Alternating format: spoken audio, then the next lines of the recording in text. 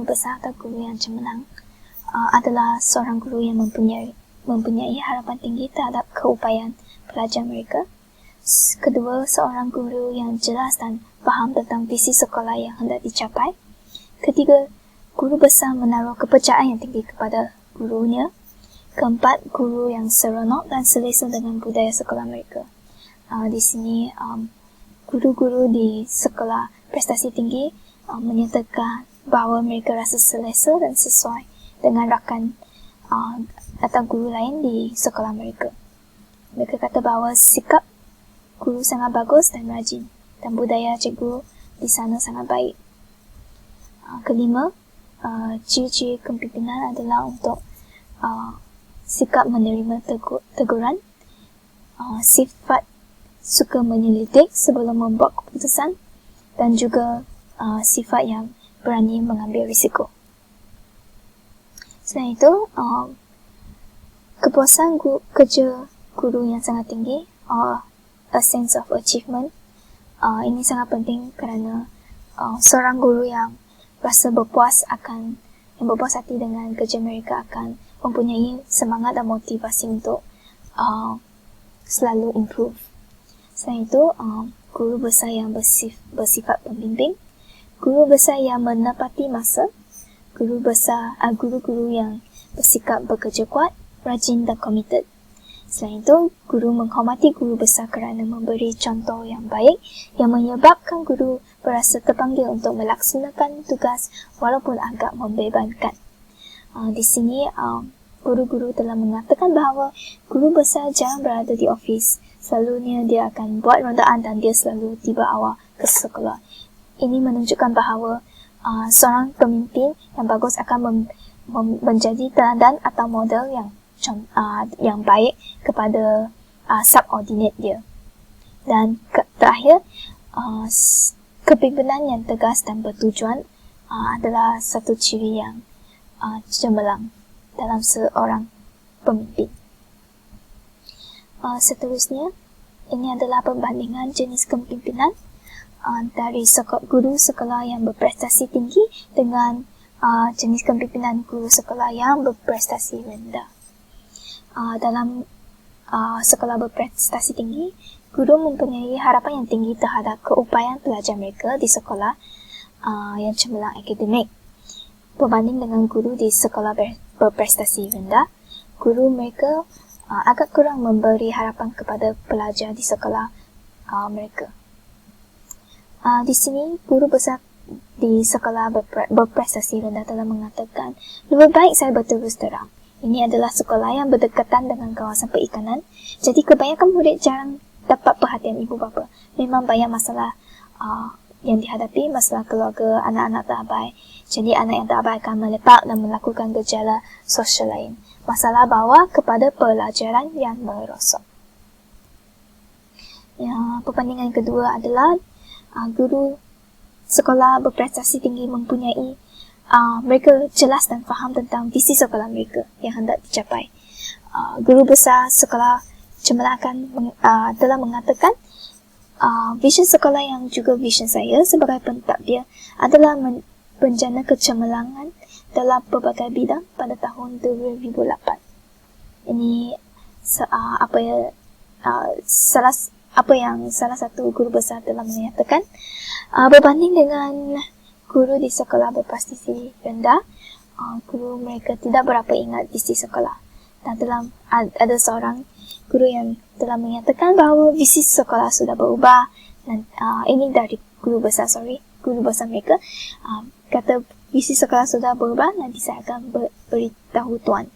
Kami baru rombak visi sekolah berdasarkan perubahan yang telah berlaku di sekolah.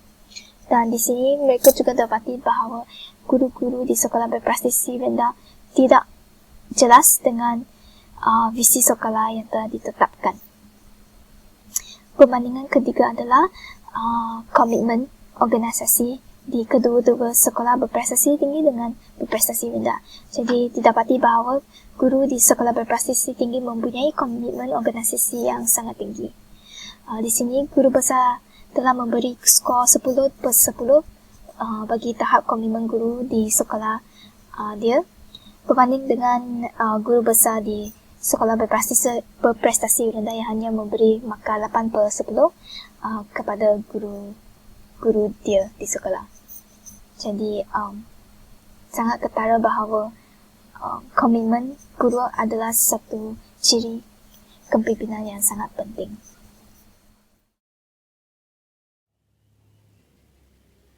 Faktor disiplin sekolah. Abdullah Sani Yahaya 2003.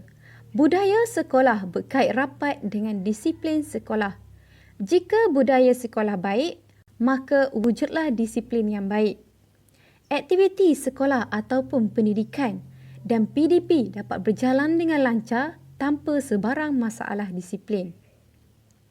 Kebiasaannya, pelajar yang terlibat dengan masalah disiplin sekolah akan menyebabkan mereka hilang minat untuk belajar, apatah lagi memikirkan masa depan mereka. Menurut Tajul Arifin 1990, menyatakan masalah kemerosotan akhlak dan disiplin pelajar sering ditimbulkan. Hal ini terjadi kerana budaya sekolah yang hanya pentingkan aspek akademik semata-mata.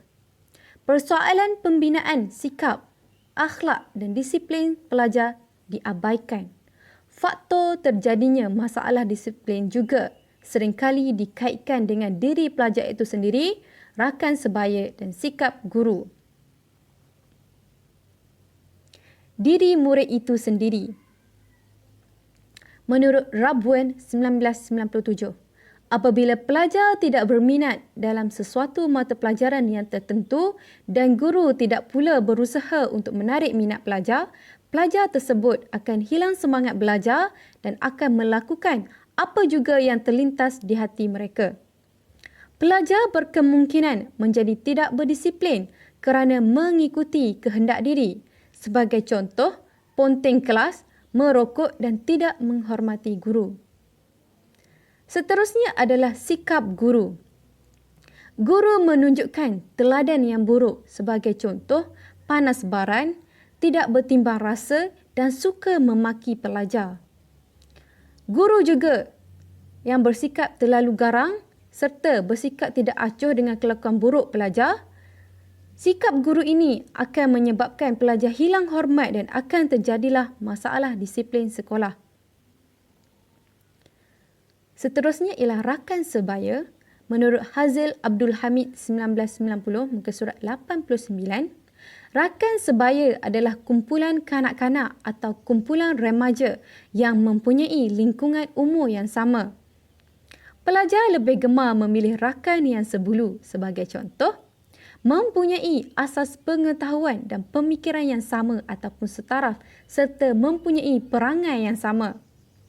Melalui rakan sebaya, mereka lebih berani bertindak berikutan, mereka bergerak secara berkumpulan.